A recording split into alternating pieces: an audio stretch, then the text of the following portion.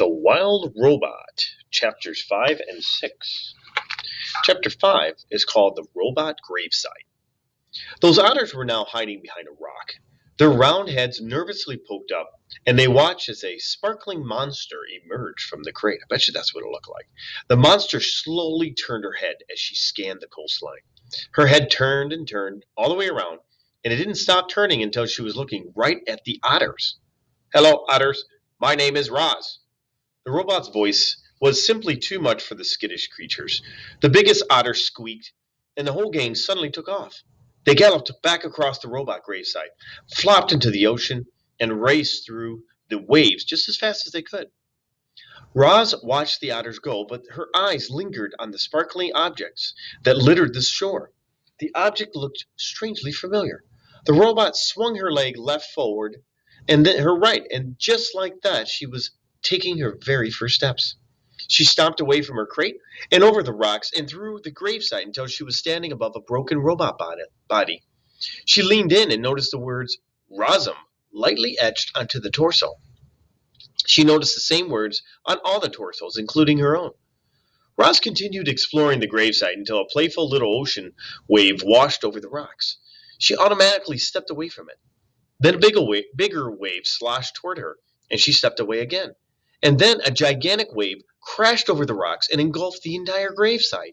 Heavy water pounded against her body and knocked her to the ground, and her damaged sensors flared for the first time. A moment later, the wave was gone, and Roz lay there, dripping and denting and surrounded by dead robots. Roz could feel her survival instincts, the part of her computer brain that made her want to avoid danger and take care of herself so she could continue functioning properly. Her instincts were urging her to move away from the ocean.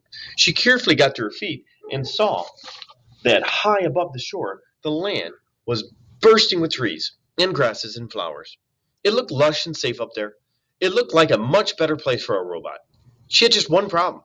To get up there, she would have to climb the sea cliffs of robot climbing. Chapter 6 The Climb. Crack, thunk, clang, all onomatopoeias.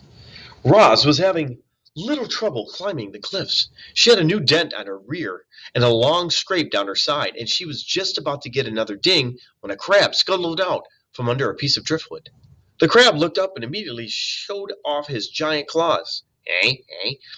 Everyone was afraid of his claws, but not the robot. She just looked down and introduced herself. "Hello, crab. My name is Roz." After a brief standoff, the crab cautiously backed away, and that's when Roz noticed how easily he moved over the rocks.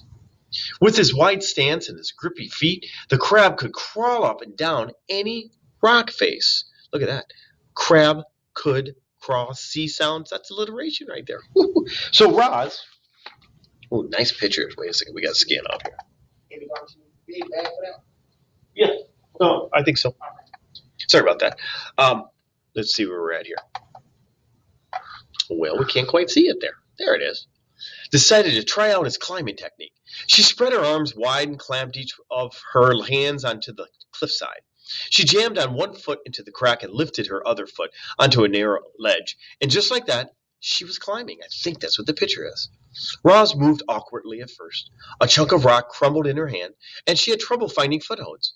But as she climbed higher and higher, she started to get the hang of it. Seagulls squawked from her cliff. There's another onomatopoeia. Nested and soared away when the robot came too close. But Roz paid them no mind. She was focused only on getting to the top. Up and up and up she went, methodically climbing past nests and ledges and tiny trees rooted in the cracks, and before long, a robot felt the soft soil of the island beneath her feet. And that's the end of chapters 5 and 6 of The Wild Robot.